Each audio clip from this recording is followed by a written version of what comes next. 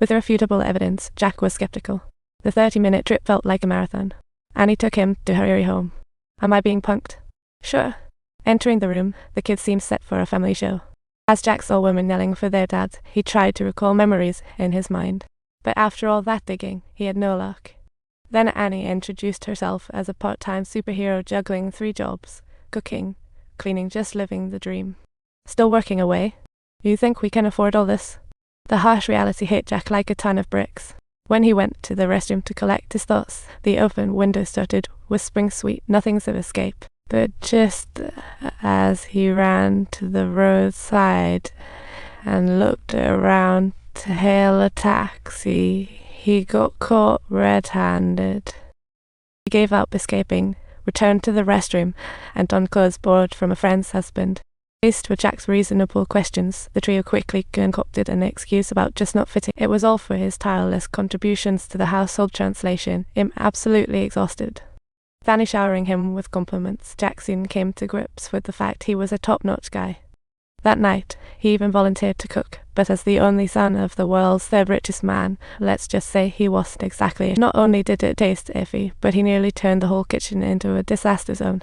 When the maid arrived, it was like, well, if I say this, I might as well be wait. I'm the maid now. Stop messing around, we're starving. Finally, it was Jack's favorite part, sharing a bed. So, is this where the magic happens? You don't even remember who I am, and you want to play together.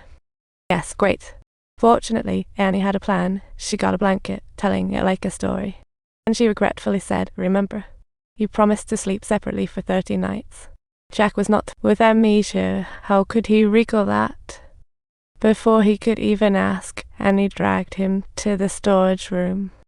If you need to use the restroom, good luck, it's still dark outside. He got assigned to his buddy's construction site, shoveling dirt as if he were on a secret mission. This was torture for Jack, who grew up on a tight schedule. The crew loved watching the new guy trip over himself. Hey Alibaba, can you handle this? Jack got mad from the taunts and unleashed a surge of unexpected strength. Hey Alibaba, don't film me, I'm not being recorded here.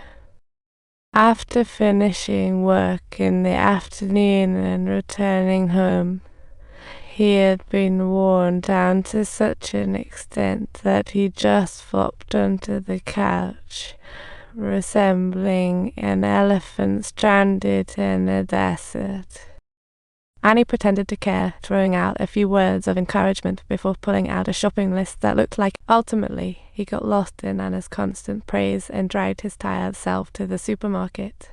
Over the next few days, he started acclimating to the grueling work, and the crew soon welcomed him in with open arms. Cooking and chores came naturally, like he had downloaded a cheat code. Annie noticed these changes and felt relieved about listening to her friend's advice. This brief interaction shifted Anna's perspective on Jack, but she still had her reservations. From this single incident, it is evident that apart from studying for the nursing certificate every night, Annie also took on the job of a restaurant server. After work, she found her eldest daughter meant to be home, alone by the pool. Panic-stricken, Annie rushed home, fearing her daughters might end up in a pickle with Jack. As she approached the door, the piercing screams emanating from the room caused Anna's heart to tighten with fear. But after realizing it was merely a false alarm, she let out a long, deep sigh of relief. The eldest daughter stormed back to her room, and Annie felt frustrated at her attitude. You better watch your behavior, Annie shouted. Jack, coolest as ever, stepped in to defend the eldest in her rebellious phase. This approach will backfire, he stated, stepping into the dad role.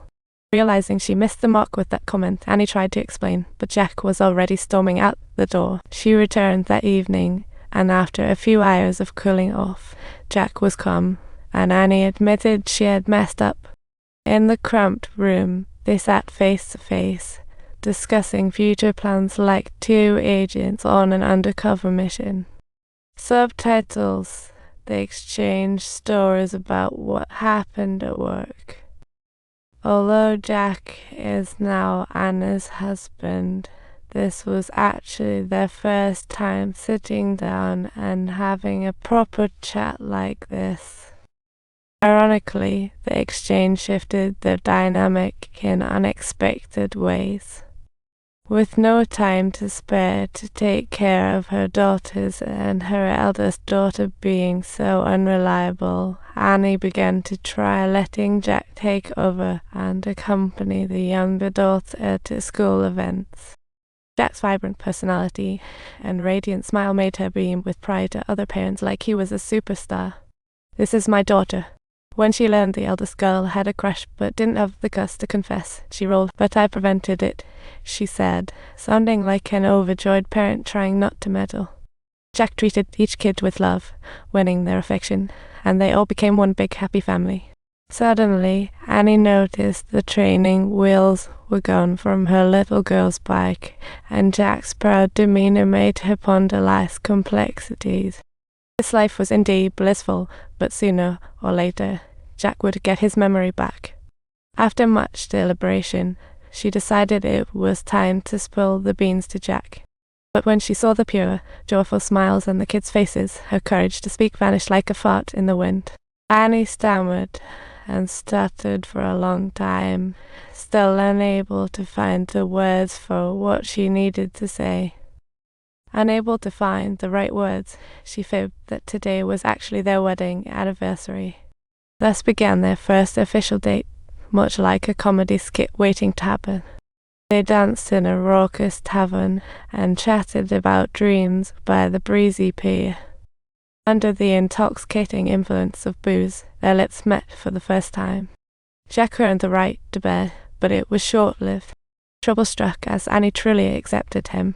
That day, the family played at the beach while a friend uploaded some snapshots online.